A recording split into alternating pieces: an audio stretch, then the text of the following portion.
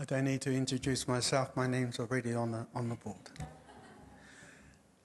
Ladies and gentlemen, we're going to open up with a karakia to acknowledge this wonderful evening here in Tāmaki Makaurau, Auckland, and also to acknowledge this wonderful whare and the purpose of our kaupapa for this evening.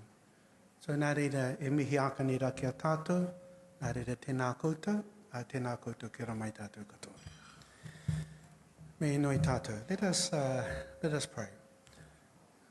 E te atua e te kaihanga, e mihi aka whetai ki a koe mō tā tātou huihuinga i tēnei pō. Te haere mai aka nei mātou kia kuhu mai ki roto i tēnei whare rangatira, e pāna ki tā tātou kaupapa kei muri a mātou. Nā reira mana ki tia mai arahingia i tā mātou whakaro, i tā mātou kōrero, mō tā tātou kaupapa. Nā reire mihi nui atu ki tā tātou whānau manuhiri, te poari e pāna te kaupapa ki te kōrero ki a tātou, nā reire mihi nui atu ki a koe mō tēnā. Nā reire manaki tonu mai ki tā tātou whānau o ta hukainga, tamariki mokopuna, karanga maha, ai roti i tō tātou airiki, a tūturu hakamaua ki a tīna, haumi e hui e, tāi ki e. Ai. Kia ora mai tātou i te whānau. Kia ora.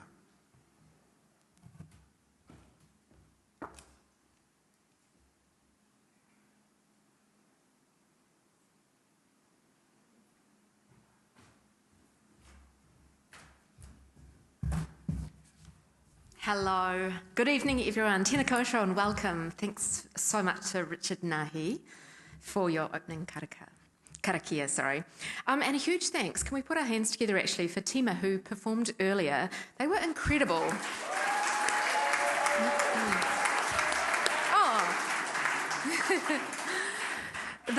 She's an emerging singer-songwriter, but won a 2024 solo vocal competition, which was part of a stand-up Shout Out, an Auckland City Council initiative. So it's very cool seeing the produce. Now this evening for New Zealand Music Month, I will facilitate a panel discussion with leaders from the music industry. We'll explore the influential role that music can play in shaping a city. From cultural growth to fostering a community to energising economies, music is more than just entertainment. It's a catalyst for cultural, social and economic development. And it's a key ingredient in shaping the future of Auckland, a very proud UNESCO City of Music. My name is Charlotte Ryan, called Charlotte Ryan Aho. It's my pleasure to be here tonight for what I imagine is going to be a very rich and inspiring discussion. I've lived in Auckland City for maybe coming up 25 years now, and I've worked in radio and in television. I've managed bands. I've run my own publicity company, which we did Laneway Festival, and I remember even doing a Laneway Festival in Aotea Square, which was incredible. I've worked with musicians like Neil Finn as well, and most recently I hosted Music 101 on RNZ National. So, moral of the story, all the work that I've done has connected to music, because I love music. In fact, I think we all love music, and music's actually what's brought us all here this evening. In cities all around the world, music is helping to build community, to spark creativity, to drive economies and define cultural identity. And I want to make Auckland City the best city for us and for musicians and for visitors to the city and of course the future generations that will live here. So this evening we're going to be exploring what it could mean for Auckland to truly become a music city, one that nurtures talents, protects venues, supports industry growth, and celebrates music as an essential part of daily life. Our incredible panel, who I'll introduce you to very soon, bring together a range of voices from music, retail, venue management and education. And they're all very passionate about music and Auckland City. So thank you very much for joining us tonight. It's so nice to see so many of you here. And for those watching online, kia ora, thank you very much. A few housekeeping rules. The bathrooms are located up the first set of stairs. Best to go up these stairs, and it's just to the right in the Taj Mahal room. In the event of an emergency, please follow all instructions from the venue staff here, and then we'll exit via our nearest exits, then we'll assemble on Queen Street and await further instruction. But finally, can I ask you to please turn off your mobile phones? Just put them on silent, because you may want to have them on hand to ask questions as part of the Auckland Conversations, and I'll explain that properly. But a huge thank you to Auckland Council and also the City Centre Targeted Rate, because they've actually helped put on tonight and all the other New Zealand Music Month events, of which there's been so many. It's rather exciting. So, the format. Some of you may have been to an Auckland Conversations event before, but there will be a panel discussion. Our speakers will join us on stage. This will be followed by a Q&A where you in the audience and you at home can have the opportunity to ask questions, and you can direct your questions specifically to any of our guests on stage. We'll be using a tool called Slido, and if you haven't used it before, it's very cool. It's an interactive tool where you can answer your questions via your mobile. Basically, if you've got a smartphone, just visit Slido, slido.com, and enter the event code #NZMusic, and your question comes to me. I've got a little iPad that I'll find them. And if your question's not answered straight away, it will be answered. It depends how many questions we have coming in. But remember also, please, that we have a limited amount of time. So when you ask your questions, could you please get straight to the point? and please remember, a question, not a statement. That would be wonderful. We always try to ensure that Auckland Conversations events are inclusive and accessible. So there will be an on-demand viewing of the event, a full transcript and captioning of the event. They'll be on our website, Auckland Conversations website, in the next few days. And what else? So whether you're here as a musician, a planner, a policymaker, or someone that just loves a good gig, this conversation's for you, and we hope it sparks ideas and challenges assumptions and encourages new ways of thinking about music as a civil force. So, let's get into it. Can I please invite our speakers up to the stage? I will call out their names as they come, but then we'll get them to give you a more detailed introduction of what they do. But can I ask to the stage Gene Rivers, who is the Arts and Culture Programmer at Auckland Council. He's going to come up and sit here. Kia ora. Lady Hawk, award-winning singer, who is also producing a lot. Welcome to the stage. Mel Lakatini, a musician and an educator from West Auckland, but also teaches out south. Lucy McRae, owner and booker of Whammy Bar and Double Whammy, the essential venue on K Road. And Dan Barley, he's the marketing manager of Real Groovy Records and also is the owner of Nami Bar, which is on Ponsonby Road. So welcome all of you.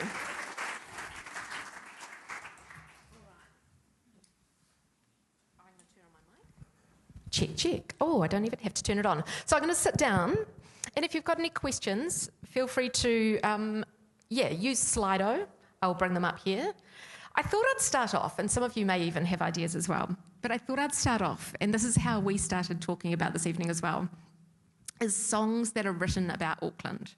So there's been a few. The Androids sung a song called Auckland Tonight. The Mutton Birds, Dominion Road. Dragon sang a song called Rock and Roll Ponsonby.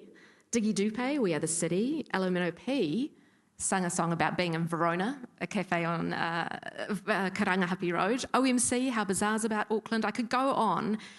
But I guess the first thing that I'd love to ask our panellists, actually, I'm first you introing yourself. I want to ask, sorry, I was going to ask you what Auckland City means to you, music-wise, but that actually could tie in quite nicely with your introduction. Maybe if I could ask you to introduce yourself and then tell us what you do in the music scene in Auckland and how you contribute to the music scene.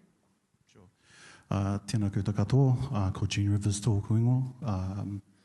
Ko te au pauri raua ko Ngāpuhi o Kuiwi. He uri tēnei, te taitokirau, me te moana nui ākiwa no Vavau. My name is Gene Rivers, and as mentioned, I work at Auckland Council in the Arts Department, but prior to coming to Council, I had an active involvement within music. I was born into a music family, multi-generational music family. I'm actively working as a DJ and producer within Tāmaki. Born and raised in South Auckland. I guess in terms of my involvement with Tāmaki, like my job directly at Auckland Council holds a music portfolio. So everything I do comes through a music lens primarily. And as mentioned, coming within a music family with my father was a musician, part of the show band era. My grandfather was an advocate, like he was an educator, but he was also, when artist management wasn't a thing for Māori and Pacific people, he was that. So it was something that I guess I was destined to do and be a part of. And then, as mentioned, when time allows, I still have an arts practice. So I'm super passionate about music and the city that's raised me. Kia ora. Kia ora. Thank you, Jean. Pip Brown, Lady Hawk. Yeah, it might feel weird, but can you introduce us to yourself and how you fit into Auckland? Okay, yep, my name's Pip. I go by the name Lady Hawk. I've been making music for 25 years, a really long time. And I guess I've only lived in Auckland for 7 years. I lived overseas for many, many years. And prior to that, I'm from the Wairarapa. So I grew up in Masterton, and then I spent probably 5 years in Wellington, or four and a half years in Wellington at uni and playing in bands. And back then, when I was, super young and playing in rock bands, Auckland was like the place that was like the pinnacle to get to go and play it. Like, so that was everything I was like sort of aiming for when I was first coming up in the music scene, was to, get enough of a profile to be able to take my band in a van up to Auckland and play, which we did, and it was always awesome. And then since I've been back in New Zealand, I have a daughter. She's 7 years old, and I've sort of just been a mum, and now I'm emerging out again into the world, and working on another record, and I'm also producing some local artists as well. And I've actually been going out, like I went to gigs, yes. So it's been a long time, but I've been feeling like I'm missing out. And I really loved being a part of a music scene. And the last couple of years, I've slowly been getting myself back into my social life and meeting with artists and bands and getting amongst it. And I was at Whammy on the weekend and saw some really cool bands there. It just makes me feel alive. So yeah, that's me. Love it. Thank you very much, Lady Hawk. I founded this thing called the Creative Souls Project and the Little Souls Music Academy, which goes out to schools and does bucket drumming and ukuleles with kids from kindies, primary, intermediate and high schools. I'm in the high school, which is where I'm at the moment, what I love doing as well. And then sometimes in my own me time is going to play music in like places like pubs and private functions for corporate events done all over the place. Last week I was in Rotorua. But yeah, so I do music day and night, and I'm really, really grateful. So music to me music's my life. Yeah, so Mel is #Mel Music and Life. That's me. So whakaulei. Beautiful. Thanks, Mel. Just checking this is on. Yes, kia ora everybody. Ko Lucy tōku ingoa. I'm here tonight primarily as Whammy and Double Whammy owner and venue booker. But much like everybody here on this panel, I've been involved in the New Zealand music industry for over 25 years. I started when I was about 17. I started a promotions company with my sister, bringing bands over to New Zealand because the type of music I liked wasn't coming to New Zealand. So we started off putting shows on at the King's Arms many years ago. Since then, I have worked and I still work doing promotions and publicity for many local artists. I work with Fat Freddy's Drop, I work with Shapeshifter, I do publicity on the WOMAD Festival, on Rhythm and Alps Festival as well. I play in a band, so I'm a bass player in an Auckland tamaki band called Dick Move, which is a punk band. And most recently, I have become, or I was a founder of, and have recently become the chair of Independent Music Venues Aotearoa, or IMVA. And we advocate for and on behalf of a collective of music venues around Aotearoa. So I think we have about 60 music venues who all face the same problems, but also have the same celebrations as we do in Auckland as well. So that's really nice to see. Auckland is where I was born and raised. I was born in West Auckland, raised in West Auckland. I now live in Mount Roskill and spend most of my time on Karangahape Road. And again, much like everybody here, music and especially in Auckland is my life. I spend every waking moment and moments I should be asleep doing it. So it's just who I am.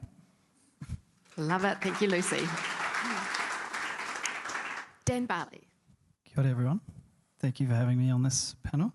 I have played in bands since I can remember too. Not quite as successful as some of the people on stage, but yeah, you wouldn't have heard of any of my bands. But yeah, I moved over from Australia in 2014, and I'll start with Auckland. I think it's an amazing place and has so much potential, has so much talent, and yeah, the part I play in with Auckland is I don't know if anyone here has heard of Conch Bar on Ponsonby Road, but I went on a date there in probably 2015, and the girl I met, her father started Real Groovy Records, and so that's how I was introduced to Real Groovy Records. And anyway, like he hassled me for quite some time to come and work with him and stuff because I had like a marketing and content creative background, and I eventually did 2 years ago, and so I took over all the kind of content and marketing in that space, and then a year later, a few of my mates and I saw Conch was up for sale, so we went and met with Brent from Conch and somehow borrowed money off friends and family and anyone we could, besides anyone that would lend it to us, and yeah, we purchased it 1 year ago, and yeah, like everyone else on the panel, it's yeah, music, Real Groovy and NAMI, they're quite different places and venues to, I suppose, support the music industry, but it's good to have like that different perspective of like young, all ages events at Real Groovy to NAMI and DJs, and it's like so different, but like so much I've learned in the last year there, because I'm traditionally from more of a punk rock background. Thank you. Awesome. Thank you, Dan. As you can hear and see, it's a very diverse panel, which makes it very exciting. Feel free to get your questions in. In fact, some are coming in thick and fast, and there's a question already which might set us off nicely. It's for Lady Hawk specifically, but I'd love any others on the panel to jump in too. But Lady Hawk, is Auckland still regarded as the pinnacle of the New Zealand music scene, or has that changed? That's a good question. I don't know. I'd need to talk to people in Wellington and yeah, maybe not. Yeah, I know that this is hard. I don't want to like offend anybody. I know that people want to travel here to make music, and I know that we have things on offer here that maybe other cities don't. And yeah, I mean, to me, I live here because this is where I want to be. I want to be making music here, and I want to be part of the music scene. So to me, it is still, I wouldn't change that. I'm not going to live overseas again. I've done my dash. I'm here now. So to me, it still is, yeah. Love that. Anyone else got thoughts?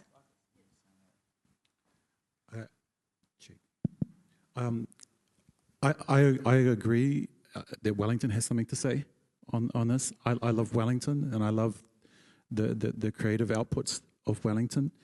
I guess my perspective is that Auckland has its own flavour within the ecosystem of Aotearoa music, but what I think Auckland has over Wellington, and this is nothing against Wellington, if there's any Wellingtonians in the room, no offence, but I think the ceiling of artistry in Tāmaki is significantly higher. And if I can be so bold to say, is that it's largely due to the Māori and Pacific community where that extreme ceiling lies. My work within Auckland Council allows me to work with young artists and musicians through a program called Stand Up, Stand Out, which Dema and Josh earlier were just two of many annually that come out. And I think to give context to the standard of musicianship that comes through Stand Up, Stand Out, that maybe some of you will be familiar with Ian Tongi, who won American Idol a couple of years ago. And we should celebrate him as a Pacific person. We should absolutely celebrate his success. But I had to remind the young people at Suso that just to remember that he is not the exception. That annually there is talent in the very room that I was speaking in that is equal to or exceeds his talent level.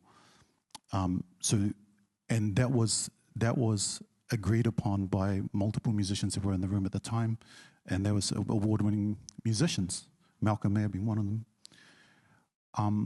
who acknowledged that very fact that yes, Ian Tongi is an extreme talent, and he was good enough to win American Idol, but there's at least half a dozen annually that are equal or better than that come through that room.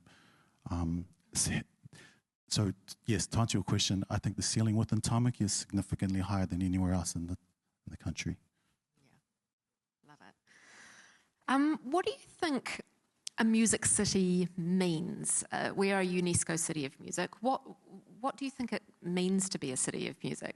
Lucy, have you got any thoughts, being a venue owner and also growing up here? Do you feel like we're doing as well as we can as a city of music? Having the title UNESCO City of Music is something to aspire to. I don't think that's, line in the sand, that's where we are. I think it's something that we constantly need to strive and constantly need to do better, and I don't think the work is done.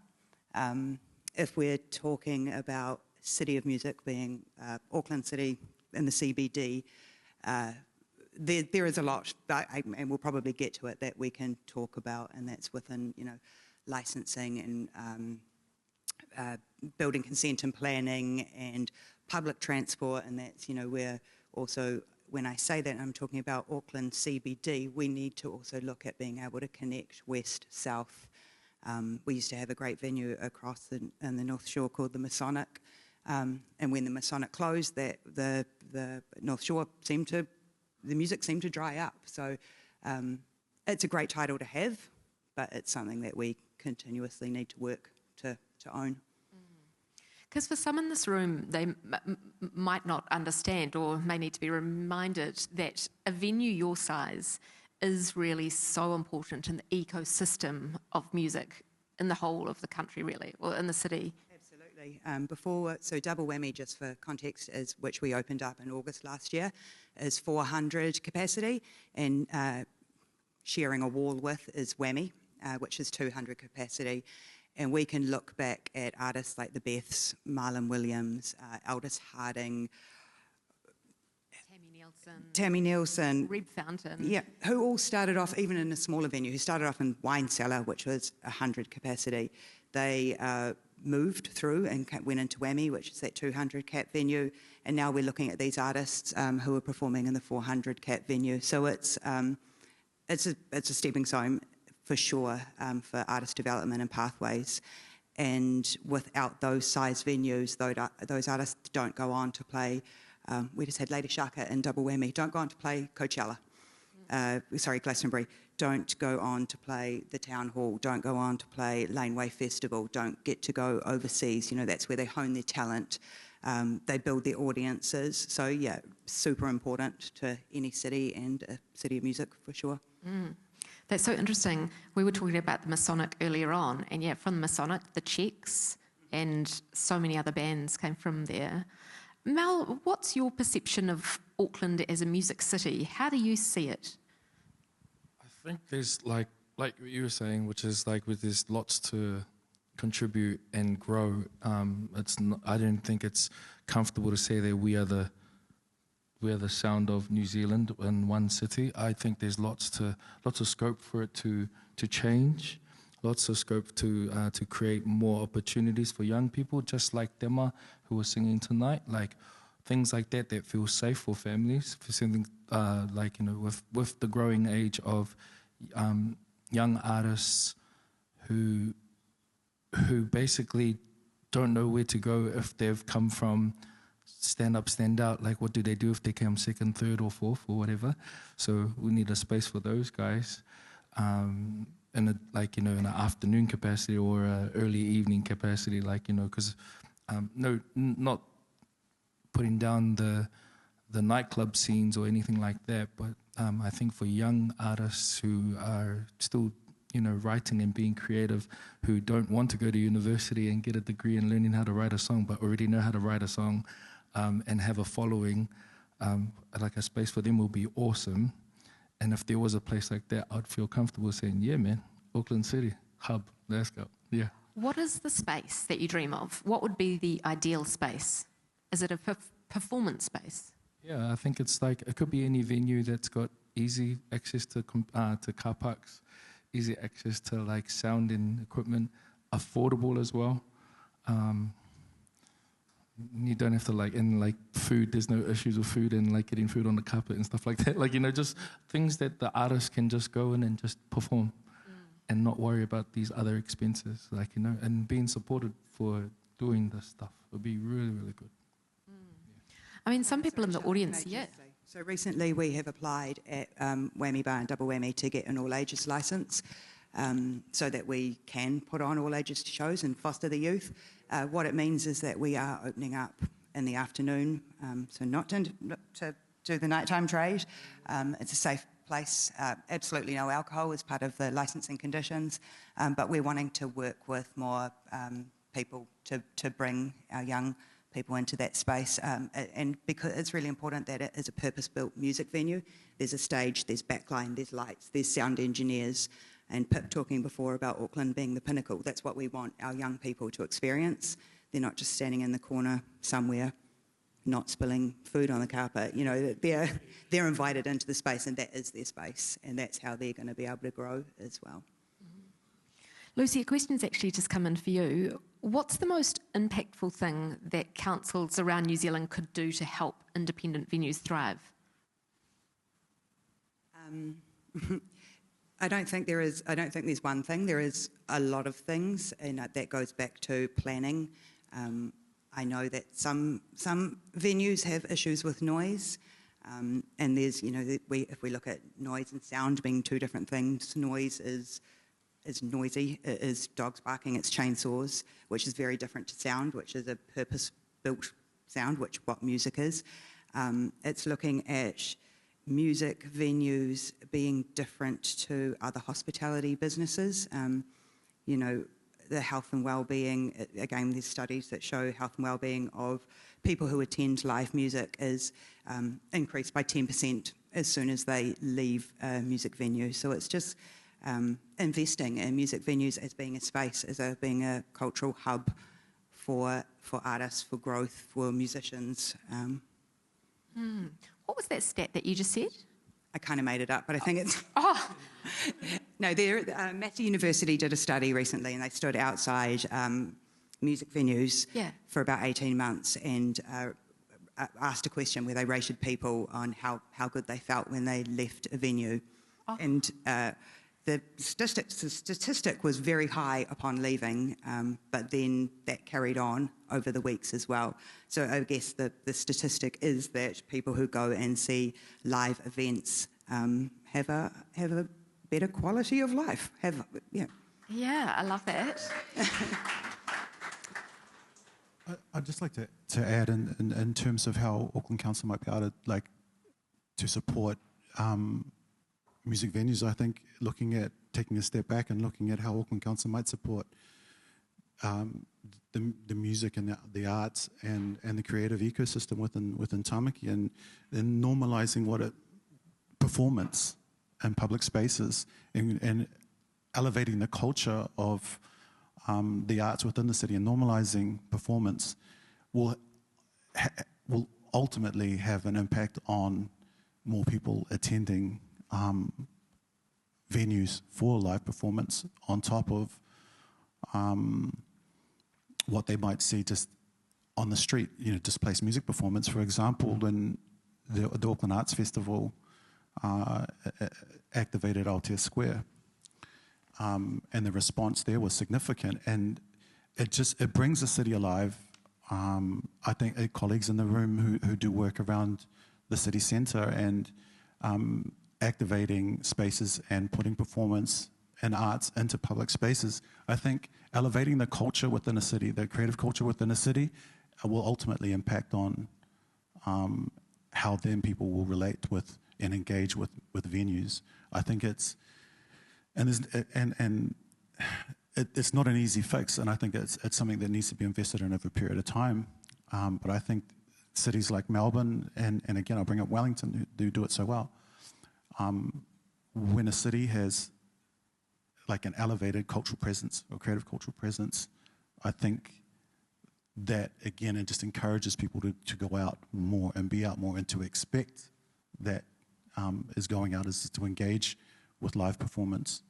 And I think if we do more of that, which I try to do within my job, and colleagues do also, I think that we encourage, it's like a passive thing to support the culture of a city, as opposed to actively being hands-on supporting a venue, if that makes sense. Yeah, I'm keen to explore it more, actually. I want to throw to Dan and then maybe Pip, because you've both lived overseas, lived in Melbourne for a while. Is that right, Dan? Brisbane. Oh, Brisbane. Yeah. Brisbane's a huge city, though, isn't it? I mean, It's kind of like a baby Melbourne, really, I think. Anyone wants to disagree? Are there any things that you saw over there that you wish that Auckland City could do? Is there anything that stood out to make, even in any other Australian city? I think Brisbane's a tough one to answer that with, but I think, places we can learn from is like, this is kind of more in the nighttime space, but I feel like a little bit here we kind of like any excuse not to go sometimes. So like there's the talent and there's the artists, and we put on some really cool shows, and then the turnout isn't huge. So it's just like how we support the people to come out, not necessarily just the artists, because I think it's like just as important to have, obviously people coming along, and then you put on. We did a show for New Zealand Music Month last Friday, and 3 amazing bands, all young bands, and just like you just see the energy in the room and like people's faces, and it's so cool. And I think the more of us, contributing to that and at once, I feel like that's super important. And on the Auckland being a music city, I think when we treat the music as like a function, then I think that's when we'll start to really become a music city, like roads and stuff like that, like planning spaces and developments to support sound, and music in general. I think like that's quite important, and like a kind of two-way street of like, residents and venues, and someone sits in the middle between council to kind of mediate and make it like a collaborative space on how we move forward and support it. Because when the venues are thriving, so are the restaurants. So like, and it has a big flow-on effect to like, if they're thriving and then the restaurants are open, everything's open a bit later. Like tourists come in, they want to go out somewhere, they don't go out and go, oh shit, everything's pretty quiet at like 10 o'clock. We kind of want to be, there's a few questions on planning and people that stumble across music, but I think that like I'm a spontaneous person, so I'd like to walk into a city and stumble across a band and go, oh shit, like this is super cool. And yeah, I think, it would enable that if we can, grow that out. But it's quite tough to do if, you know, restaurants have to pay like wages and all that sort of stuff to stay awake. But yeah. It was interesting before, Mel, you mentioned gigs in the afternoon. Do you think that Auckland City does enough to consider, you know, musicians of all ages and all demographics, say, you know? Yeah, I'd say yes, but also they're at, you know, Auckland City Council do those music in parks, which is awesome, and that's like a seasonal thing, from my understanding, correct me if I'm wrong, but it's like only in the summertime, and then there's nothing really in the other seasons of the year. So, like, I think an afternoon gig venue that was covered or sheltered or whatever, that helps those places thrive, like, you know, that works together and allows people to, allows artists to be the artists, allows sound to be the sound, and people to have an acceptance or have a shift from where they are at the moment if they're being too snobby, if they're being like, you know, really a little bit like, it's too loud, turn it down. Like, you know, if they're being like that, would really like them to just have a shift in their mindset that actually these are creatives that live in this whole world we live with and share with. So it's creating a space that's safe for them too. So yeah. Yeah. It confuses me why we don't have that already. Jean, can I throw it to you? Because surely shouldn't we be able to just easily rent a council hall or something and make it more accessible?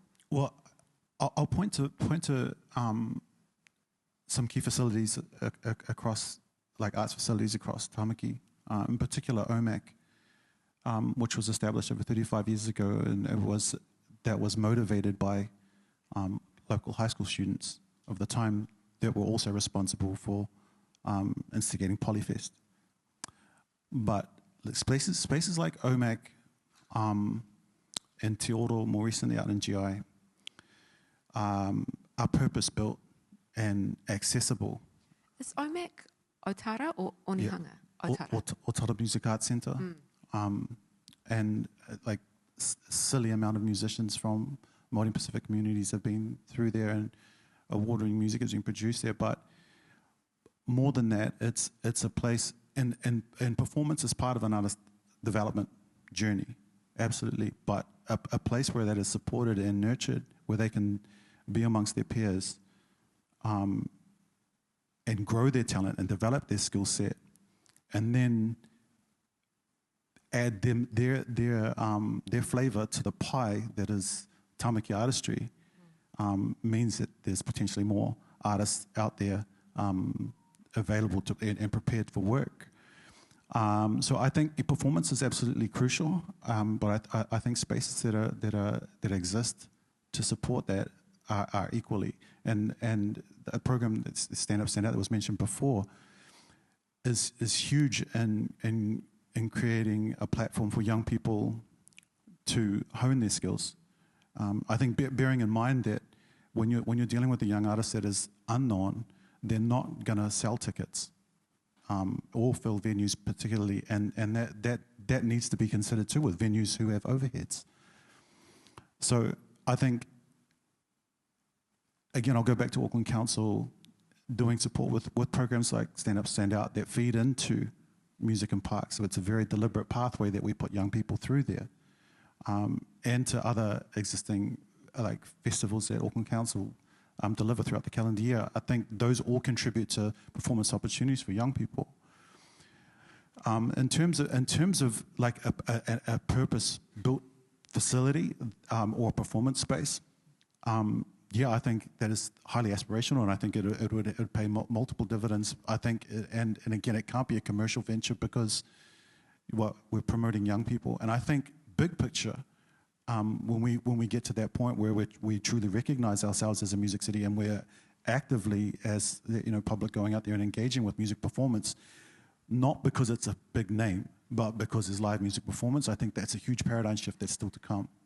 And I think Auckland Council was active in creating those nurseries and supporting young artists and their development, but also creating performance spaces. Last year for Music Month, and this year again, we're putting young people into places and that are not music venues, but they're again displacing, but they're accessible free, and you can stumble across them just walking through the city. And I think that's what I would expect from a music city, right? If that I'm actively walking or moving through the city, that I'm experiencing live music, I'm experiencing music like passively in soundtracks in public spaces. And I think if we can do a better job at that, or just continue to work on what we're doing there, then we're going to encourage the whole culture that will then ultimately support how we engage with our music venues. Speaking of walking around the streets and just discovering great music, have any of you guys busked? Yeah. Did you busk back in the day, Pip? Yeah, I did actually, but it's nothing like remarkable. I busked in Masterton outside the Paper Plus with my full drum kit set up. I would have driven them nuts. I always think about that actually, and my stepsisters, one on the tenor horn, one on the bass. It was, rough. And then I remember sitting in Cuba Mall when I was like 18 with some bongos. Just like random. So yeah, I've done that. I'm not a serious busker though. I was just having fun. Well, without putting too much, weight on time and distance, but these days people aren't carrying cash in their wallets. I wonder if that has killed some level of busking and taken away, people wanting to busk because they won't earn money. Any thoughts? That's a really good point that I didn't think of. That's crazy, because I know a lot of artists have been discovered through busking, like overseas and cities like Berlin and London and stuff. Like they will literally get discovered just standing and singing with their guitar and a microphone. Yeah. So that's a really valid point. Yeah, I can't take... Oh. Need like Apple Pay or something, eh? Yes, good call. Have it there, just tap your card. Yeah, tap your card. Yeah. That would be so good, actually. The other day I went to an opening of a new public space along Ponsonby Road, kind of, where would I explain it? Beside Dizengoff, the old Nosh used to be there. Anyway, now it's this huge public space.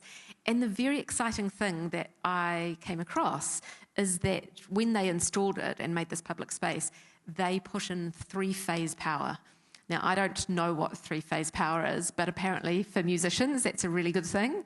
Can any of you enlighten us? But I thought that was good foresight of the council, because it means, what, bands can just go and play? Yeah, Lani will know. Well, it makes it easier for a band to just go along there and set up and play, which hopefully we'll have more of. Yeah, I like it. When you guys do a gig, when you put on a gig, maybe Lucy, I'll throw this to you, but is it easy to get people along? How do you know how much to charge? Because especially in this, crisis, financial crisis that we're all in, especially we know that Pink can sell out 4 nights at Eden Park, but how do we get people along to see these small bands? Yeah, I think diversity is the key there, which is what we do at Whammy. So we will have, this week we've got, little plug here, but we've got 5 different shows on. We've got an artist who's releasing their album on Saturday, Greco Romank, who have their album release party on Saturday. They're doing a book launch in the public bar, which is free entry. Tonight we've got Vitamin S, which has been going for 23 years, and it's an improv night. That's happening in the public bar, which is free. So we have monthly club nights, which we get sponsors for, which makes it free and accessible to everybody. And then we do have, depending if it's an international, some artists charge up to $100 or so for a gig at Double Whammy. Some gigs at Whammy are $10. So there's always sort of, by hosting the free events, we're trying to always have something accessible to everybody. But in deciding how much you charge, it depends on a lot of things. It depends, are you flying people in? Do you need to accommodate them? Are you paying your session musicians? Is there a manager? Is there a tour manager? All of those sorts of things. And a lot of that comes direct from artists and management, and we don't set the prices on those tickets. No. Are you and other promoters finding it hard to sell tickets at the moment? In Auckland at the moment, interestingly, pre-sales aren't selling, but we're getting people through the door on the night. Probably a little less, I'd say maybe 10% than previous years. But people are coming out to live music. They are. We see that every night, every weekend. People are coming out to live music. It's harder, but people are still coming out to it. Dan, what have you experienced? Have you noticed a drop? I mean, you've only had Ngami for maybe a year or so, but are you finding it hard to keep the business running? Well, yeah, we don't charge for. I think we've done one ticketed event, which went very well, but we're not really set up for that at the moment. Which we're kind of working towards a different type of license that will enable us to do a bit more of the live music stuff. But we mainly offer, like, you know, a space for DJs to express their music flavor on a Friday, Saturday, from kind of 6 onwards, and we fund that all ourselves, and I think that it's quite expensive. Like, it's a big chunk of our revenue, and we don't really recoup that from anything besides people coming in and enjoying our space. So. What about people buying drinks? Because I hear that people aren't buying as many drinks anymore, and that's a way for you guys to make money. Yeah, that is true. I suppose we just, like, we just got to get the balance of food and drinks right, and then really we just try a lot of different stuff as well. Like, it is a small, small place, so it's you got to be diverse and offer, different stuff. Like, there's a crew that kind of hosts an event there once a month called Katana and Friends, and they're like really like full on nightlife DJ kind of vibe, and they've taken over our space on a Sunday once a month, and it's a free event, DJs from 2 till 6 p.m, and it's just like a burger and a drink, and it's like more of a, not a nighttime push, and like that's been huge, like really successful for us, and I think we want to push more into those spaces that don't rely on the Friday, Saturday night trade, which like pays the bills for us. But we didn't start Ngami to like encourage excessive booze drinking. We started it to it's a cool space, and like Conch did such a good thing throughout the years, and we're like, let's try and like revive that, and but the reality is you got to pay the bills, you got to pay the DJs, so we need those nights, but we definitely want to push into cool initiatives on like the midweek, even diversify the food and have pop-ups and all sorts of cool stuff to like bring people into the bar. But yeah. I think just on that, another interesting stat that has come out both through Auckland Live report and through the Massey University's report is that people who are attending live music events or live events drink less, just in general. They're not there to drink. So I think it's on average 1.5 drinks per person attending. So the drop in that is there kind of hasn't necessarily, that's pretty standard and always has been. People who come out to watch live events aren't there to get on the piss. They're there to see the music. Yeah. We've had a few questions coming in about or asking if there's music for an ageing population. But I think that with your afternoon gigs and your early evening gigs, it's just about, I guess, getting the message out to everyone, isn't it? Yeah, we've had a couple of gigs recently. We had a Canadian pianist, Leif Vollebeck, who played last Wednesday, and I think the average age of an audience member was probably about 50 onwards. We have had a Discovery Daft Punk night where I think it was similar in attendance. We had an 80s night the other night, so there's definitely music out there, and people are attending them. So yeah, good. And people should, I guess, follow gig guides. Follow your Instagram accounts to get all the latest. Do you? Actually, this is something maybe that Pip and maybe Mel you could answer as well. But do you find social media a hindrance? Or very helpful to promote your gigs and events? I'm terrible at social media, so people put there's a lot of pressure to be good at social media these days. And I don't know. I think it is if you've got good advertising, that's important. I think you need someone to help you with that. good advertising, something that visually looks good and isn't boring. You know, it is important. Just and if you're not good at it, get someone to do it for you. Yes. It's good. Social media is good for promoting artists, but also it's cool to give your own review for what happened in your own eyes as the artist yourself. Like, I tend to put a review or like the post-match kind of like post up on social media or Facebook or Instagram, say, oh yeah, it was really awesome, show some photos. But I don't do it the other way around, which is, I've got this coming up and come along to this. So I'm not that guy. Is that you being humble? Yeah, I think so. Too modest. And it's like, oh, can I just get a team? Maybe getting a team that could help do all that stuff, because all your energy is like into making sure the show is awesome, and then like get someone else to make a cool video saying, hey, come to my show.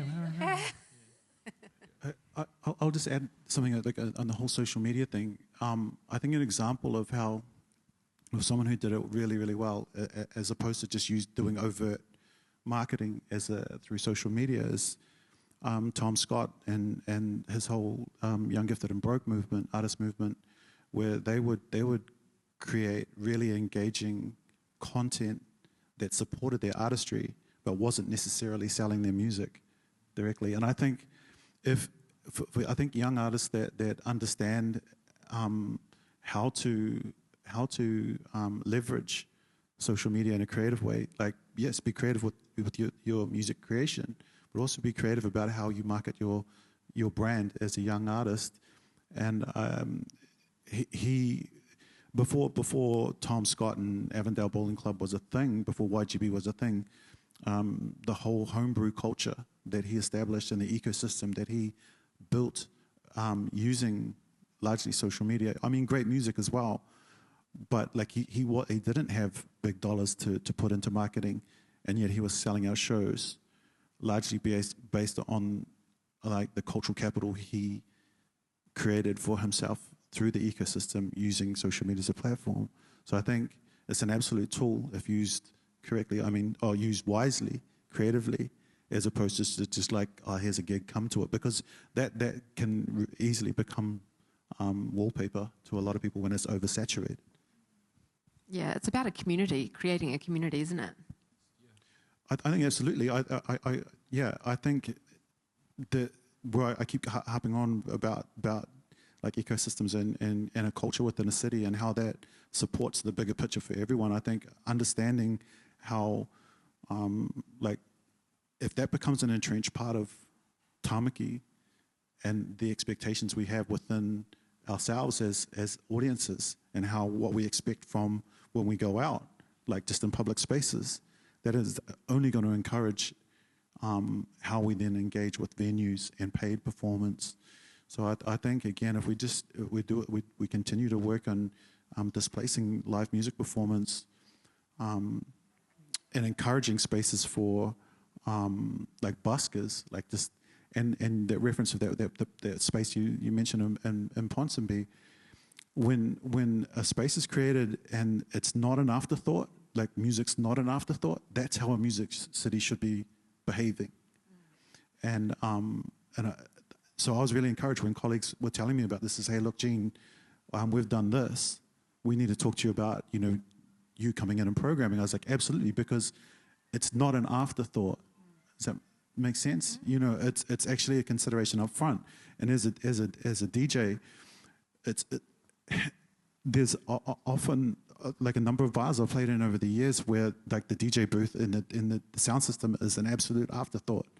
But we're often the first people blamed as to why you didn't bring any people in. And I'm like, well, so again, going back to what a music city should look and sound like, these are the things that we should be doing, like putting it up front and making it an accessible space. I think I saw an example in Europe where they in parks they had like purpose like built and reinforced so it couldn't be damaged and weather protected, like DJ systems where people could come with a USB stick and just play in a public space. So again, those when we're thinking and behaving like that, then I think we're really functioning as a music city. And these are conversations that I'm having, and it's around encouraging busking. You know, I would walk through Melbourne, and it's just so encouraged, and it's just everywhere. If we look at investing in one, like making it user friendly, but also like fixed amps where a guitarist could come in or plug in a mic, and it's supported and it's expected and encouraged. And I think when we have, again, when we behave like that, then we're truly sort of functioning as a music city. I 100% agree with you that we need to be forward thinking about a lot of this, and that comes down to development and planning as well. So if we're building new apartments in the city, which yay, more people in the city, they should be double glazed for soundproof, because they're moving into the city, they're moving into a space where we're trying to encourage and promote live music. That should be happening. If we're looking at city rail links and we're looking at the nighttime economy, just anecdotally, like on Karanga Happy Road, the nighttime economy is twice that of daytime economy, then our trains should be running till 2 a.m. in the morning and not stopping at 9 p.m. Have we got the public transport? And that's happening right now, that city rail link's being built, so we should be forward thinking about that. We've got music venues that exist. We need to protect them, and how do we do that? And that's changing some of the legislation around it. And just talking before about Brisbane, there's a place in Brisbane called Fortitude Valley, and they have a music precinct. So it's, if you think of a big bubble over a particular area where they value live music, and everything they do and all their lawmaking and policy making is to make sure that live music is supported. And that's some of the forward thinking that we should be doing as a city. Yeah, love that. Speaking of venues, this is a very good question that's come in, and I feel like it could get fiery. I like it. How do new venues navigate noise control and gentrification within a city? This is such a big thing, not only here in Tamaki, but everyone's holding the mic really short. But, you know, we've read a lot about Dunedin struggles with this, Otatahi, Christchurch, Wellington. We are definitely struggling with it. Maybe, Dan, can I throw it to you first? Because your bar is in Ponsonby. It backs onto a whole lot of houses. Have you struggled with any noise complaints? Not at all. Nah, just jokes. Yeah, 100%. Yeah, also like our license type is needs work, but yeah, I think like there's two sides, because like we could do a better job at like building a better relationship with those people that pre-exist and live there. One, and two, I think like it should be on like both sides to fix the problem. Like we're putting on live music for people to enjoy, and if that annoys them, then we've got to pay like thousands to get acoustic reports and soundproofing and all that sort of stuff to fix the problem. Like it's on the venue, not the residents. And I think that like we almost need to like zone our music locations, like go, this is like, we are music on this street, we are music here, and draw lines around it and go, you know, like how do we work forward to make sure that they are like music destinations, and that, you know, people look to Auckland and go, shit, that's, you know, I went there, it's amazing, it's thriving, it's like it's just on. Yeah, I think that it's got to come from both sides, I think, and yeah, definitely been a learning curve. There were some new apartments, and I say new, maybe they were built 8 years ago, sort of behind St. Kevin's Arcade, Lucy. Did you have any knowledge or consultation? Maybe did you have the bar at that point? But yeah, was there any communication? No communication. I think private enterprise wins out on that one, but I think that's where we look at bringing policy into place, that there needs to be consultation. If we have what we were just talking about, of having a precinct where live music is supported, and that's in the city, so we're in a vibrant city where sound noise is going to happen, there needs to be consultation around that, and that's where there needs to be building policy to make sure that they are double glazed, and like you said, they're doing everything on the other side to mitigate that problem as well. Yeah, but sometimes it's like, you've got one neighbor complaining hard, and then the one next to them are like fully supportive, come in for dinner, come in for drinks, come in, and they'll write a letter of support to say, we love Ngami, and like, so like, you know, the thing we've struggled with is like what we can do about it, like how we can, you know, it's kind of like, this is how it is, follow the rules, but like, you know, like if the rules aren't kind of right, it's going to be hard for us to change that. So I think that's been a big struggle for us. As individuals, like an individual business, the onus shouldn't be on you. That should be around policy making, and we should have good policy to make sure that you're protected. Because if we start losing live music spaces, which we have, and we can see that's happened throughout the country, then we don't have these incubators. We don't have, we're not contributing to the economy. We're not It damages that ecosystem we were talking about. It damages the ecosystem. If you've got a vibrant city, your crime rate goes down. We're important. Yeah. We're really important for our city, and so we should have policy to protect us. Yeah, tautoko. I'd also add, like to anyone, the first thing I would ask anyone that moved into the city and complained, the first thing I would add is like, would you move to the country for the nightlife? Why would you move to the city for peace and quiet? Like, I mean, I would ask that first question up front, first and foremost, but also understanding like you move to the city with the convenience of everything that a city of culture offers, right? So that would include the fact that it's vibrant and there's activity and that there's retail spaces at your fingertips. Those are all supported by the culture that a lot of our venues provide. So you can't, like, for me anyway, it's like you can't have your cake and eat it too. You can't have the convenience of living in the city and then wanting the peace and quiet of rural life. It just doesn't make any sense. And I've had this discussion with a lot of people who've come to. Yeah, but the problem is if the decibel limit is set to this, that's the law, like that's the rule. Change that. Yeah, but that's the limitation, I suppose, to like, they can just be like, it's too loud, you're exceeding the limit, and then, you know, you get a reading and it's over because the exhaust fan on the next restaurant's turned on, because that's like the limit. No, I agree, and this is where council can be more proactive and supporting venues and understanding that how you support and retailers as well, how activity within a city supports the health and well-being of a city, and understanding how putting restrictions and legislation to restrict how you guys can trade is not helpful for the well-being of a city. So that a lot of the conversations are like counterintuitive and contradictory. So I think this is why, you know, and thank you to people that are putting on Auckland Conversations, providing the space for these conversations to happen, to raise these questions, to have people like sitting up here, like voicing it as experts, doing it in the field, and how it's counterintuitive to the health and well-being of Tamaki. So, yeah, shouts to people who put this on. Yeah. Kia ora, thank you. And for those here today, taking all this knowledge in, and hopefully we'll share it everywhere. I'm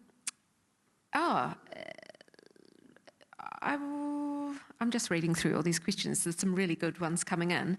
I'll just ask this, actually. I just thought, yeah. Mel, you might be able to help us with this, working out south, but also being based out west. But what are some of the best spots to catch live music outside of central Auckland?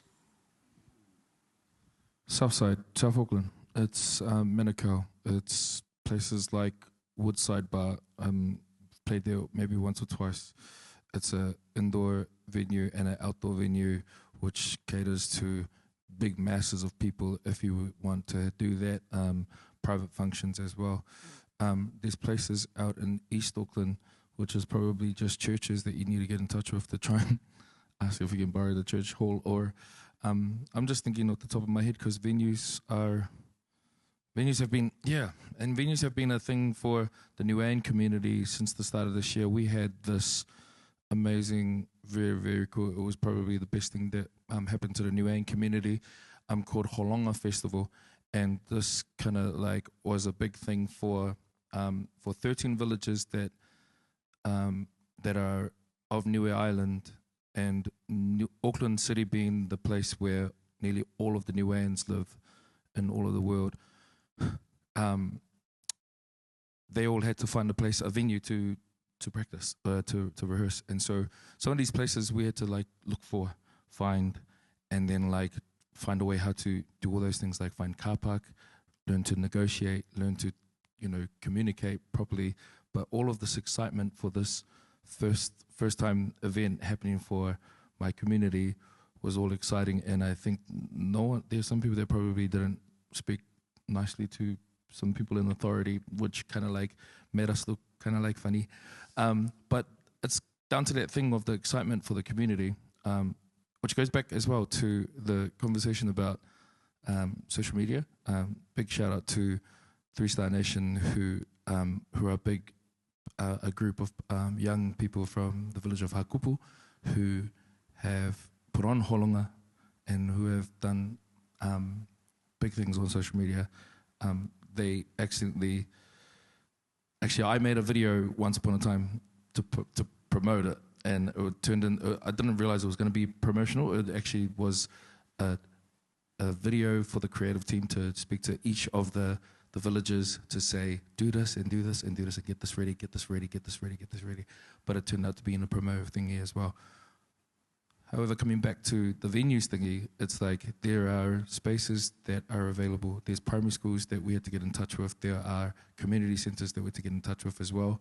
And they're only available for certain times. Some of them were quite expensive in comparison to others, but we still managed to make it happen, and it was still awesome. It was still awesome. So I know of places in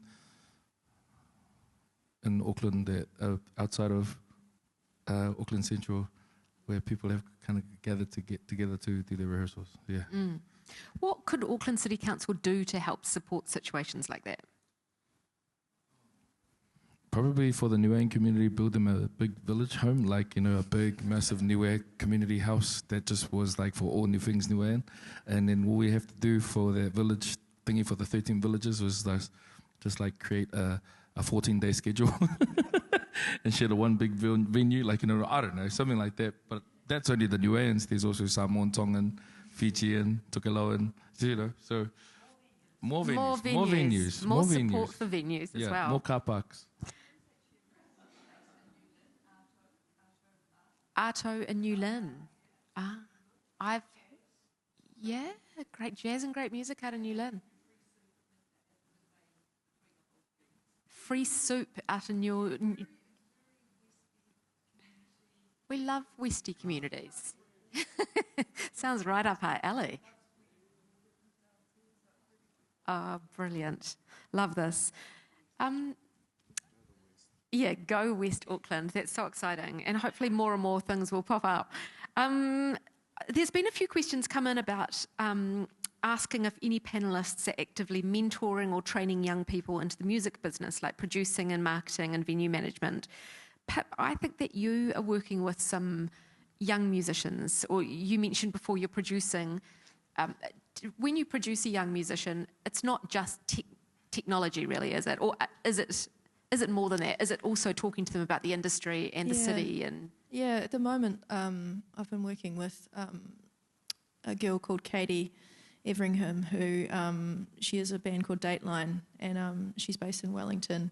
And I sort of took on the role as producer for her record, but it's more like a mentorship now. I'm trying to help her out as much as I can and give her advice and anything she needs. I come at everything from, an artist's perspective. So I've been on that side of things. I haven't ever been on anything like this, like anything to do with planning or venues or anything like that. So everything I come at, I come at from all my experience, which has been everything you can think of that you could go through in the music industry. I feel like I've been through, and so that's what I've been trying to share with her and help her with, and Yeah, because a lot of young people in New Zealand don't know some of that stuff, and it can be really brutal and hard. And that is something I was wanting to say earlier as well, is that I think young artists need to know that music is valued by New Zealand, you know, not just Auckland, but by New Zealand as a country. Like, they need to feel like what they do is actually of value, because so much value and importance is put on sports in New Zealand. But I think there's so much amazing music that comes out of this country, and I want young artists to feel like what they do has value, and it doesn't matter what level they're at, when they're starting out, you know, midway, whatever. It has value, and there is support for them. And I think there's a lack of support. There could be more, you know. How could we show support? Well, I think, you know, when I was heaps younger, like, you know, 21 sort of age, I was in a little indie band in Wellington called Tulane Blacktop, and, you know, I never studied music. I was a design student, and I never had any intention on going into the world of design. I just was always a musician at my heart. And I finished my degree, and I had no money, nothing, and we ended up all going on the artist's wage. I don't know if anybody remembers that, but that was back in the day. There was a thing called the artist's wage. And if you were a musician or an artist of any sort, you got given a weekly wage, and all you had to do was show up and show that you're promoting your stuff. You know, back then it was like posters. Oh, I've played this gig, I'm doing this, I've got this show coming up. And it gives you time to like focus on what you're doing. And we felt like what we were doing was important because people valued it. Like, it was so exciting. Like, whoa, we're actually, this is important to some people. You know, they want to show us that they care enough to nurture us at this grassroots level, this ground. You know, we're right at the bottom. We want to get there, but there's just not the money. And especially now more than ever, this is one of the hardest times I can remember to be a musician, to be an artist, to make music, to even pay to play in a venue hire costs are so expensive. Like, all that sort of stuff is hard. And I think the most important thing is letting the young artists know they're valued. Yeah. I love that. Thank you. Mel, being a teacher, how do you show the young people that there's a possibility? Is it kind of like, look, see Lords on the TV, she's from Devonport, you know? Is it? Nah, in this day and age, you have to like just, I don't know, if you say that, they go, whatever. Like, you know, then they're too cool for that stuff. So I think everywhere you can, if I said that, then it's like coming from a genuine place, but like trying to ignore the responses back. Because I've felt that, and there's your genuine students who are actually keen and eager, the hungry ones. They're the ones that actually latch on to the things like, hey, so-and-so's on the TV, look at that, they're cool, eh? And they're like, yeah. But you get those ones that are too cool for school. So it's kind of give and take. Yeah. You just do your best, eh? I'll just like to add, I think encouraging young people is, again, like if culturally we're supportive of the arts more, and I think that goes a long way in identifying how often in society we're engaging with the arts. I know we're talking about music right now, but the arts is literature, it's fashion, it's design, it's photography, it's like movies, and I know a general perception is that the arts is often perceived as being pictures on walls. But understanding how often, like almost every moment that we're awake, we're engaging with the arts on some level, whether it's deciding about what clothes we're going to wear for the day, to our Spotify playlist, to watching Netflix, to reading a book. Understanding that, like, we're engaging with the arts, and it's so often, and it's I think it's often taken for granted. And I think if we in society understood and appreciated far more how often and how important the arts are, young people would then in turn feel important about committing themselves to creating art.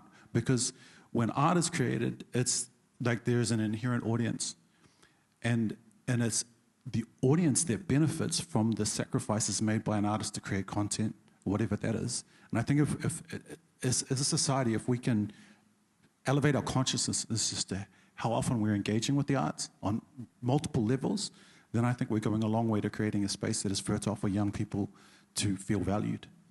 Love it. Thank you. Speaking of all ages, recently I went into Real Groovy Records, which is the business that Dan works for down the end, and it was on International Record Store Day, which is a day that sort of encourages people to go into independent record stores. And one thing that just got me, but just put such a big smile on my face, was the diversity of people in that shop. There were young 10-year-olds clinging on to their Taylor Swift vinyl, but then there were also like 13, 14-year-olds with their Doors vinyl or something, just discovering the Doors for the first time. Then there was the man that had driven up from, I feel like he'd driven for 3 hours to get to Real Groovy for a specific release. He was definitely in his 70s. Like, it must feel special to have people of all ages, and the main thing that they're coming in is for music. Yeah, I mean, we put a lot of effort into those days as well as other things, but yeah, especially those days, it's like you get the early birds that line up right up the road to get the record store day releases, but then the families coming through, the dogs. We had like this person, I forget the name of it, but they put a photo wall in, and I saw it and I was like, oh, it looks terrible. But it was like the most popular thing of the day was like this photo wall. I saw it. And I was there like, were lines of kids going up to take their photo with their record. It ran out of paper like twice. And then there's like, you know, it sounds wacky, but there's like a balloon lady that like makes art out of balloons, and it's pretty crazy, like all the different stuff going on. And in the back, there's like a DJ every hour for the whole day.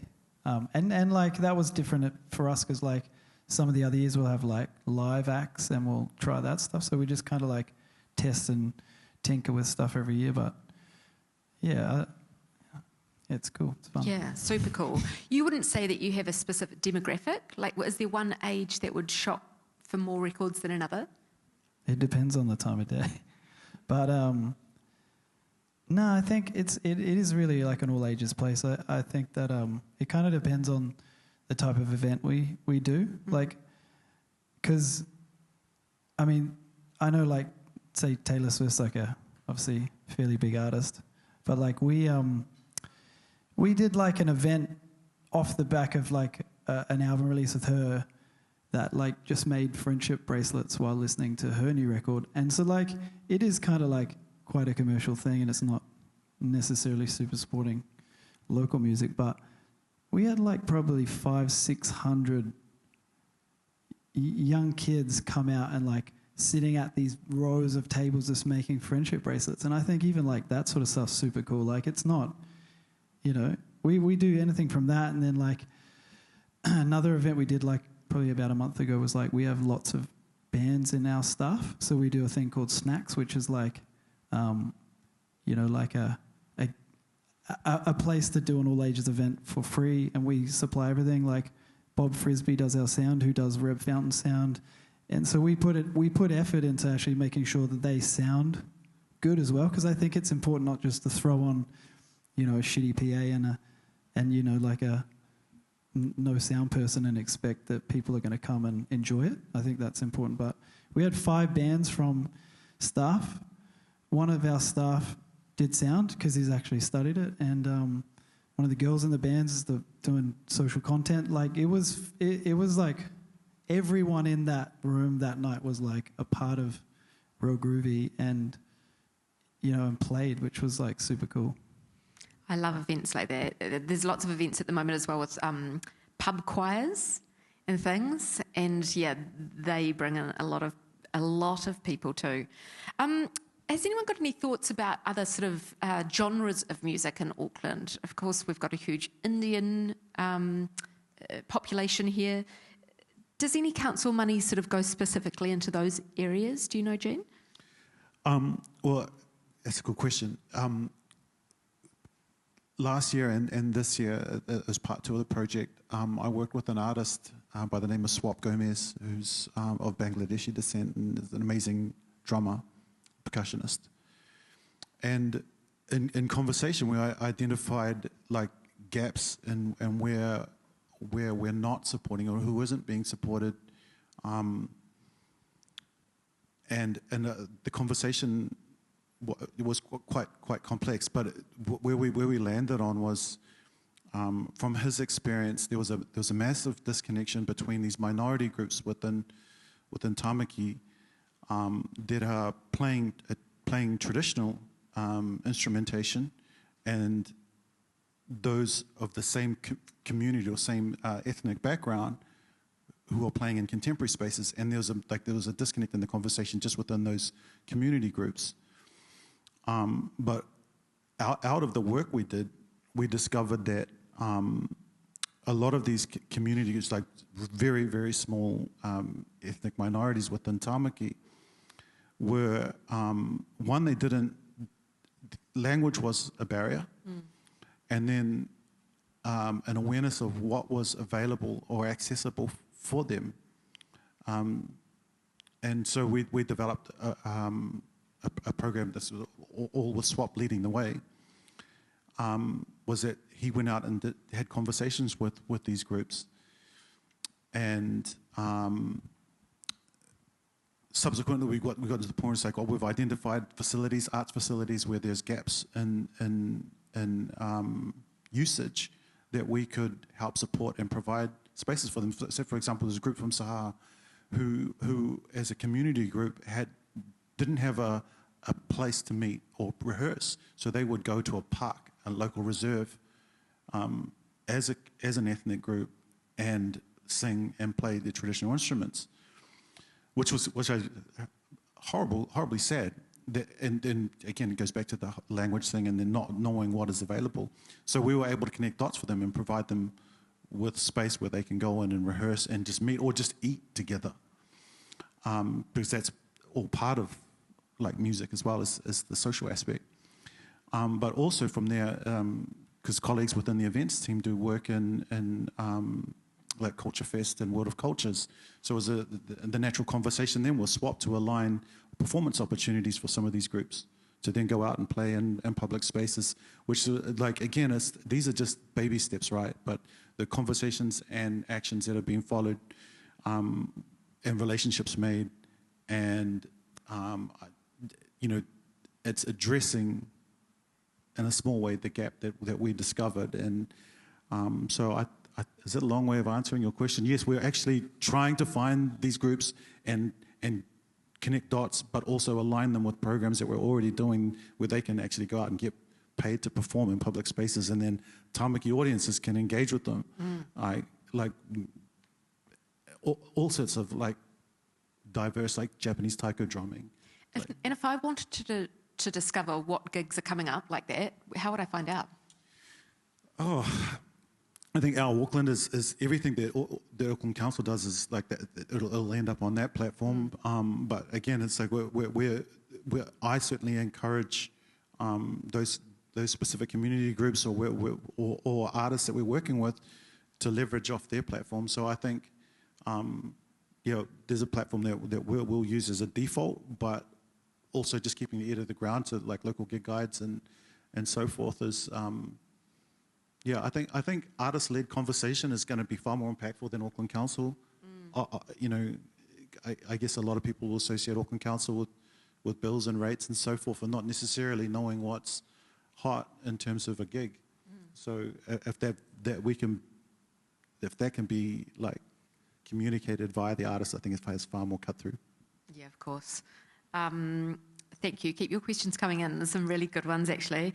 I'm going to put this to perhaps the musicians first, maybe Mel first. What does Auckland sound like?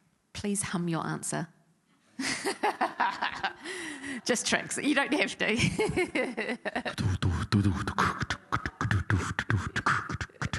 It sounds like, I don't know, it's like a nice big hum.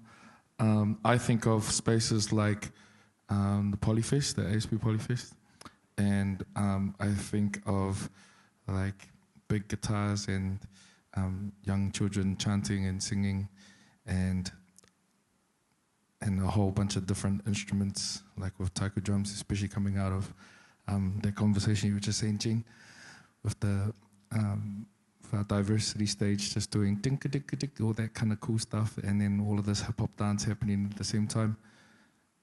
That's what it sounds like in my head. That's what Auckland sounds like. It's yeah, definitely cultural, definitely multicultural in so many aspects. And then like touching into different genres, which is like the rock, and then like the hip-hop scene, and even into the classical music scene. So that's in my own mind. That's what it sounds like. Yeah. Do you think we have a sound then? You know, there's a Dunedin sound, or is there? You know. I'm not sure. Like again, I'll just go back to what Polyfest sounds like, and just have them all playing at once. Yeah, I love just it. all at the same time. Everyone do their version of your best song. Cool, go to toru fa, bam, and it's all everywhere. Pan it left, all the way to the right. It'll be like, wow, that's what it sounds. I don't know, because there's not like one genre that can describe Auckland City. Hey, it's so diverse. Anyone else got any thoughts on that? Is there a sound of Auckland?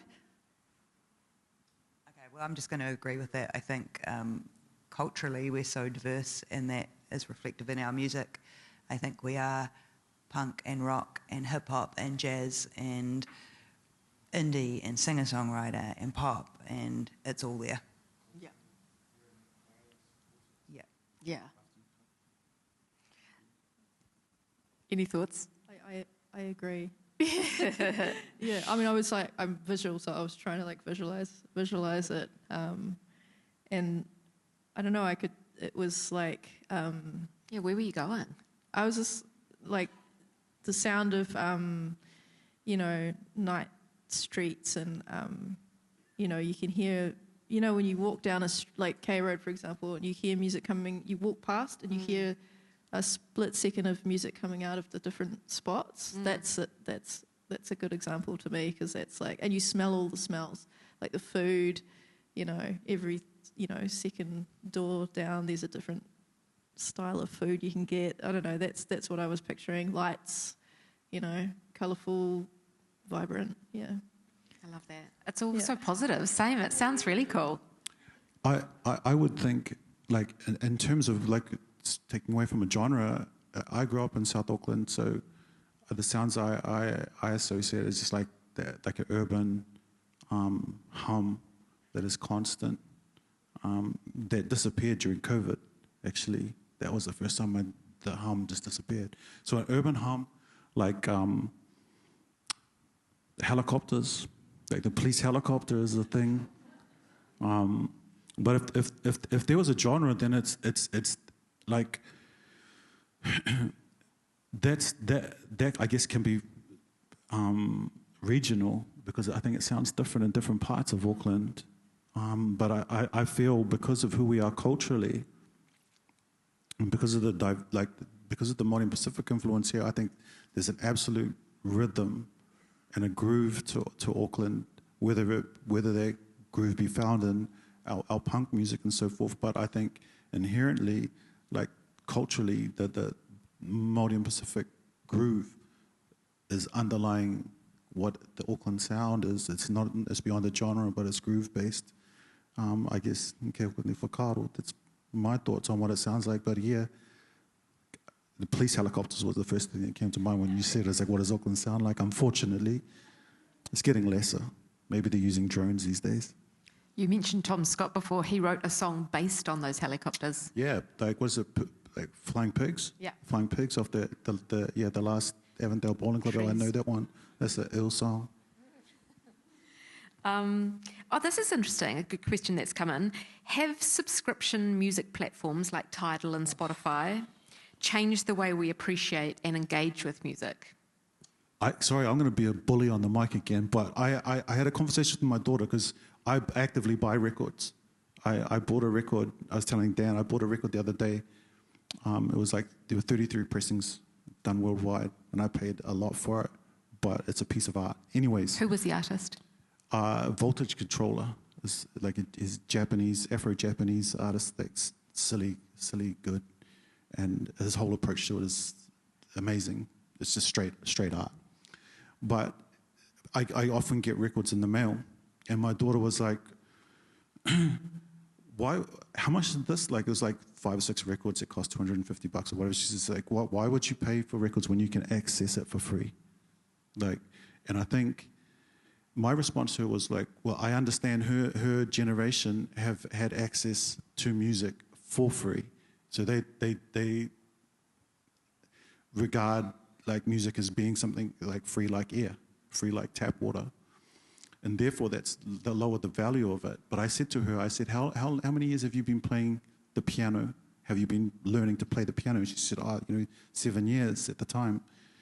I said, so how many more years do you think it would take for you to be good enough to be able to write, produce, record a piece of work? I don't know, maybe another 10 more years. And I said, and after those 17 years of learning your craft and playing and learning how to play the piano and then being good enough to do something and then going through the hours and hours of work to produce it, do you think that people should be entitled to that for free? And then she didn't know how to answer to that. I said, and that's why I buy music, because this is how I support the ecosystem. This is the money going as fast as directly as I could to go back to the artist. And I would encourage anyone to go to places like, obviously Groovy is a bastion, is a landmark in the city. But in terms of supporting artists, like places like Bandcamp, if I'm going to encourage a digital platform to go buy music, it's there because that impacts the artist greatest in terms of the financial returns of them. But I think, again, it's just talking about how we value and appreciate the arts is super important, and streaming has unfortunately further exploited artists and devalued. Sorry, I'll pass it on now. Do you think that, like we've seen like that younger generation coming through, like I feel like they've come through that free cycle and they're missing something, and so we've seen this big kind of change of like them wanting to buy records now. Not all obviously, but like a lot of them don't even have a record player. They're just like they buy it. It's like it's got art, it's got photos, it's got a story. I mean, once they can get a record player, they can listen to the whole journey from start to finish, which is the cool part of a record. Like it's not go to track 1, go to track 4, go to another artist, like. So I think that like there's definitely been a big change and a younger generation coming through buying records, and I think that's cool because obviously that does put more money back in the artist's pockets for for the artists. I saw a meme and I was like, I love that. I love that meme, and it was actually a T-shirt, right? But put into a meme. And it says, "I read the liner notes." I mean, that's the thing that doesn't happen so much anymore. But as a kid growing up, I would read the liner notes. I would look like who sampled who, like who was the producer on that track, who were the musicians. When I go buy records, I look at those things. The liner notes mean something. The cover art means something. And it's like, but I don't think they like we do like some of that through our social media. Is like how to like get into this genre. If you've never listened to jazz, like start with these 5 albums, and then once you listen to that, if you like a song on it, figure out who produced that song, which is all on the album art, and then you can go down this whole funnel web of like, I like the drummer, I like the thing, and then those people are in these bands, and you kind of get lost in it. I think that's the cool part that like got a bit lost. Yeah, and it's great to hear like it's coming back, and it's great to hear. Pip, as a musician, the digital landscape must have just changed the way you release music so much. How are you finding it? Having a physical copy of something was always important to me. So, even when physical record sales took a death-defying plummet, I insisted on having vinyl. For every release I ever did had to be on vinyl. even on 7-inch, singles on 7-inch and stuff, you know, A, B side, that sort of thing, because there are fans that absolutely live for that stuff, and that's what I'm doing it for. You know, I'm like, I love music so much. I collect records as well. I love vinyl, and I love having something physical you can look at. Yeah, exactly. It's like a ritual, you know.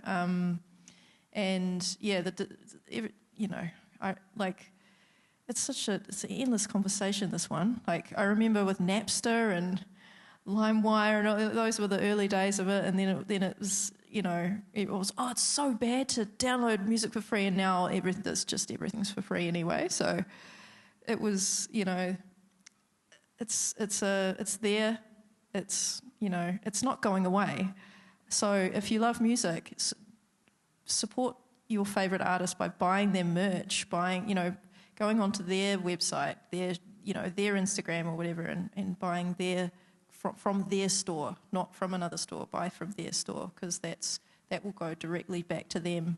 Their merch, you know, everything is always really well thought out, and a lot of thought's been put into it. And it's usually for the people, knowing the people who collect all this stuff as well, like people who come to shows and love walking home with a vinyl under their arm, like I did the other night at Whammy at Bub. I walked home with a vinyl under my arm, and I was happy. You know, that's why we do it. You know. Yeah. I think like digital platforms, Spotify are here. They exist now. To do a little segue, I think going to watch an artist live, you can't replicate that. You can't. You know, you've got live streaming. It's not the same as having everybody in a room with a shared experience.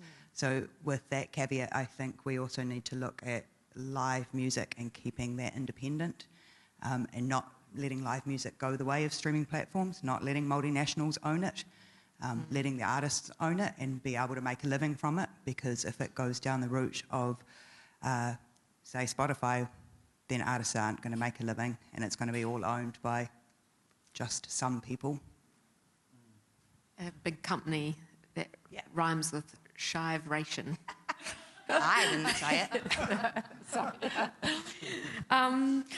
Time is ticking on, and I feel like I want Live Nation are, you know, taking over a lot of the industry. They're multinational, and they're buying a lot of venues, and it is a big issue. Venues and owning ticketing and owning artists and choosing what artists are on lineup, and yeah, that's why we need to support Auckland venues and independent venues and everything. independent artists. Independent artists. It's difficult to know who's an independent artist, though, these days with the deals that are being done. They're released through Universal, but not really. I think it means support all artists. Like, I don't think artists, if they're taking deals, it's so that they can live and support themselves. It's just making sure that we are aware of what's going on and we don't let it go too far. As we wrap up, I want to go through each of you and just ask if there's one thing that you think could be done to improve Auckland and make it more of a city of music. If you could each tell me one thing. I guess for me, personally, it would be doing more spaces like the space I saw on Ponsonby Road with the 3-power situation. What's it called again? Three-phase power. So bands can literally on a Saturday morning go up and play there, you know, on the middle of the street. It would be cool, and especially if busking is dying in a sense, I think we need more spaces like that. Can we go reverse order? So Yes. I've got time to think about this. Bring back the artist wage. Bring back the artist wage. Hey. I think that's cool. Oh, I just hit myself in the face. But yeah, I think that's super cool. Like, I think being an artist, I kind of was one once. You know, like, it is hard to, like, you kind of feel guilty as well, like being at home or in your room, or like trying to do this thing that like isn't making you any money, and like you've got pressure to become a electrician or whatever else. So I think that like if you had something that validated you as a viable career path, that would do that, I think. And that wasn't actually my answer, but I liked that. I've never heard of that. But I think the zoning thing for me would be a good one, and just do a full reset and just throw out all the rules, reset the whole thing, and then everyone headbutt and figure it out, and then move forward. Love it. Lucy. I think I would say invest in music, and that's different to fund, and that's different to handouts. Like offering the living wage to musicians is investment. Making sure our planning laws, our public transport, that's an investment. So yeah, to invest in live music or invest in music. Love it. Mel, what changes would you like made in Auckland City? I think I would encourage everybody to have a shift in their minds to being accepting to music, live music, and not just those two things, but to others. Because I think in general sense, if we start to get a sense of respect for others, we can accept the music that they like, and I will share with them, and they will share with me, and I'll be able to, share, and there'll be a level of understanding or of some sort. So it's just a shift. That's what I would like, a shift in the mindset. Yeah. Yeah, I agree with that. I think making music seem as important as everything else. Not like Dan said, feeling guilty. Like I remember, starting out when I was young, and I always got people saying, "But what's your real job? What is you?" Yeah, I've had that for years, and it's so brutal. It's like, come on, man, this is like, this has value. This is important to me and just to other people. People like music, It's so important. And I don't know if there's a way that like I said, I don't know all the council stuff. I don't know all the technical stuff, but I don't know, doing something where once a month the council pays for venue costs, so that people can afford, that wouldn't normally be able to afford to hire the venue for their shows. They could then go and do their shows, and it would give other people an opportunity to step up and play these cool venues that maybe they've never been able to before because it's too expensive. Yeah, that's my 2 cents. I love that. Imagine coming down here once a month and seeing bands play in the Civic. That would be incredible. Yeah. Jean, that falls under your wheelhouse. Everyone pointing at me now. No, I would, like Mel, like a shift and understanding, everyone within Tamaki, understanding your role within the ecosystem and actively playing that role. And then I'm talking about legislators to audiences, to artists, understanding how the community functions and the ecosystem functions better with you playing a role within it. I think if everyone understood the health and well-being of that ecosystem by active participation within it, then the pie has grown, activity has grown, opportunities are grown, and arts are grown as a result of. And I think we're far too passive in our roles, whether that be as a council person, whether that be as someone who is as a punter to engage and go out and see live performance or engage with arts, to artists feeling valued and empowered to actually go out there and pursue that, to the bro and the sis on here and their role within that ecosystem of providing venue and space. Yeah, well, exactly. Everyone understanding how a healthy ecosystem works and their role within it. And I think if that is understood and that is played out actively and passionately, then everything will take care of itself at that point. So I think, yeah, that that's my whakaaro on that question. Too deep, Jean. What are you No, talking not about? too deep. But how positive do you feel like that this change can come? Because you're kind of in it, I guess. I know it's really idealistic, but I think it's actually being in the driver's seat and understanding how your role. If you're the artist, what is your role? Understand what that looks like. If you're a punter, understand what that looks like. If you're a venue owner, what does that look like? As a legislator or a council person, understanding what that looks like. And I think, a lot of these things are out of our control because of some of the decisions that are being made up from people who don't appreciate the arts or music, which, if that's at the top, then that inherently filters down and affects how people on the ground are going to respond to that.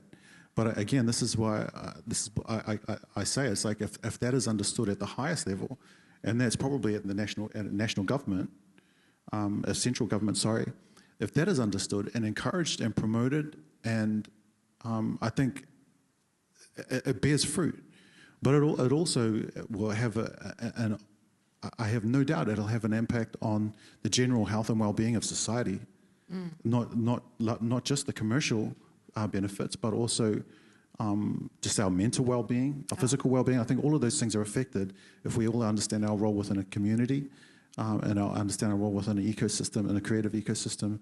And I think we're just encouraged too much to function in silos. And I think we need to function more as a village and understand how a village works. I love that. Speaking of leaders, we're going to invite someone up to the stage very soon who's a leader of our city, but also has a lot of passion for music, which I didn't know until tonight. But before we get to that, I wanted to round up that I think we need to empower musicians. That was a really strong theme that came through tonight. We also need to make space for musicians and creatives in our city, change the mindset of people that can make decisions. And we all need to enjoy music because it's so, so good for our health and our minds. But is there any final words before I invite up our final speaker from any of our panels? I want to say huge thanks to all of you. You've all spoken beautifully. You've inspired me. And hopefully we've inspired some people in the audience tonight watching here. Oh, Ed. Yo. My one is the conversation shouldn't end here. We should carry on having these conversations. Yeah, so that's my little bit. And I think there are people at the top who do make a lot of decisions, and we have a little bit of power there as well. So just think about that when voting, etc. Yes. Nice timing. Take a look around and who's in the room.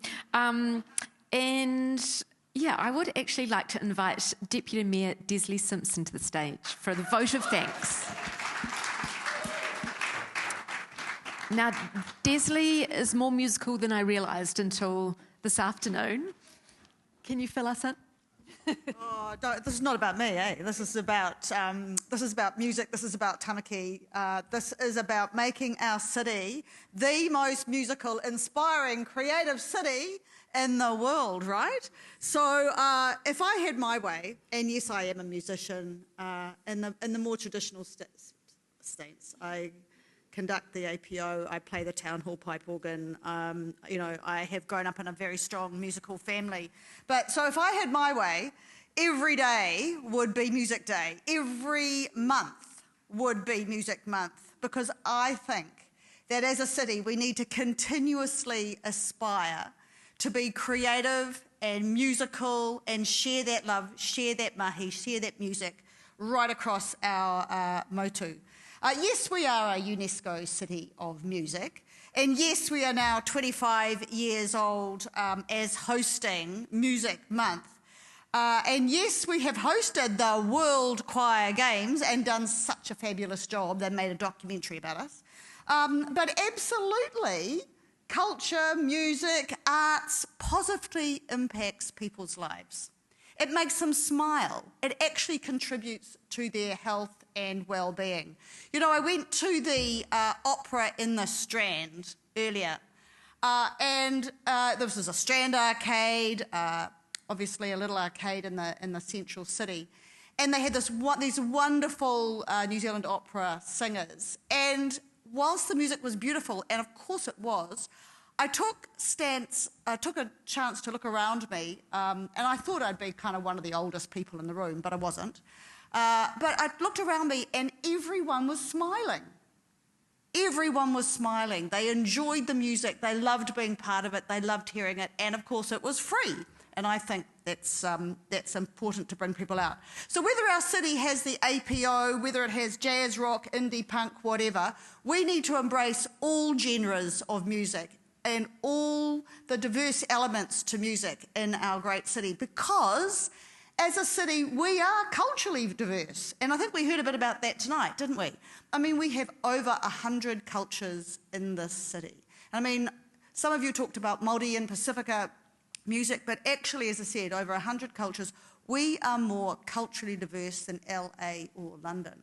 And it's that cultural diversity and the music that comes with that we can all learn from, we can all experience, can we all just have that wonderful inspiration from those cultures. We've heard, I think Charlotte, you mentioned it, about that space with the three-phase power. You're not going to forget that term, are you? The space is called Tirimu Tahi, and it is our very first outdoor space that actually gives artists the opportunity to plug in a mic, plug in an amp, and to sing, to create music, to have that free opportunity to experience what it's like to perform and to perform for others. And I think we need to do more of that. Yes, it's been done by the local boards. So I think, local boards, those of you who don't know a lot about council, they are incredibly important in providing little or smaller local venues for smaller, younger musicians to perform at relatively free of charge. They set the fees for the use of those local venues. So I think that tonight has really given us a lot of inspiration. You've challenged the governors of the city to step up and keep doing work in the space to make our city even better. And as we go through the month and it comes to a sad close, but as I said, it's not the end of music. We know that we've got free concerts happening on Wednesdays and Fridays. We know that we've got Friday night shows at Real Groovy. We know that we've got a live showcase of emerging talent at Auckland Central Library across all genres. And so I just want you to get out there and experience it. I think the importance of musicians cannot be underrated. They are like plumbers and electricians and politicians and everybody else. They need to be paid accordingly. They need to be shown that Auckland appreciates that talent and puts a dollar value on that talent and doesn't expect everything to be for free. Whilst we as a council might support that, I think it's important for us to pay those musicians as well to perform. People, I'd like to put your hands together, Paki Paki, to thank our wonderful MC, Charlotte Ryan. You've done an amazing job. To Jean, Pip, Lady Hawk, to Mel, to Lucy, to Dan, thank you for taking time out of your amazing busy schedules to share your inspiration with us tonight. And thank you, the audience, for coming along tonight to listen, because we must continue to make our city an amazing place to share and make music. Ladies and gentlemen, I'd like to now invite out Richard Nahi for our closing karakia. Nō reira, tēnā koutou, tēnā koutou, tēnā koutou katoa.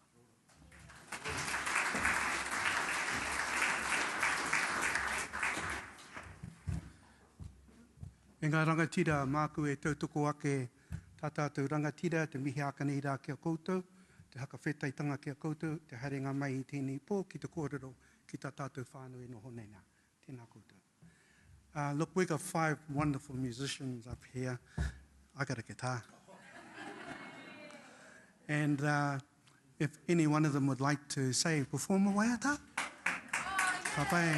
And then we'll close with a karakia.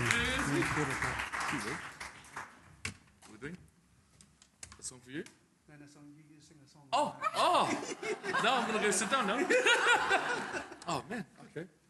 Oh, shucks. What song is... mine. Okay. Oh, wow, too bad on the spot. Let's go.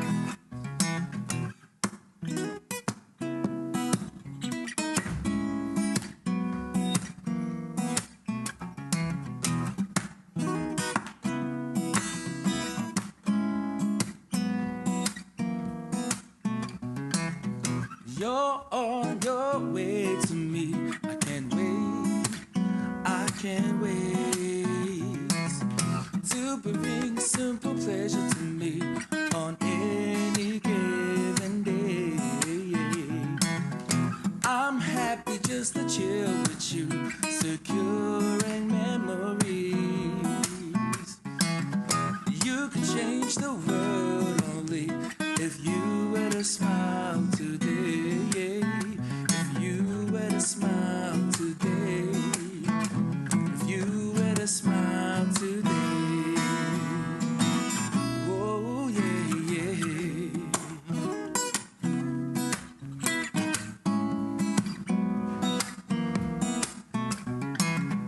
I found a friend in you, 'cause you treated me this way. Your humor has the light of my soul, a friendship I appreciate. 'Cause I like it, and I hope you like it, baby. Everything will be okay. 'Cause everything is alright if you were to smile today. If you were to smile today. If you were to smile today. It doesn't matter what you say.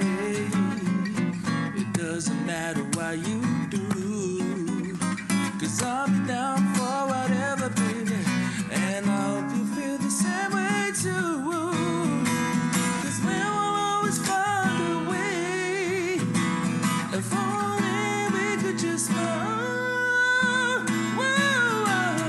today.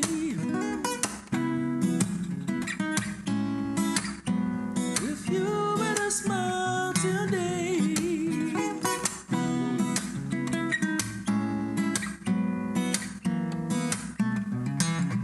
You're on your way to me. I can't wait. I can't wait. Thank you. Cheers.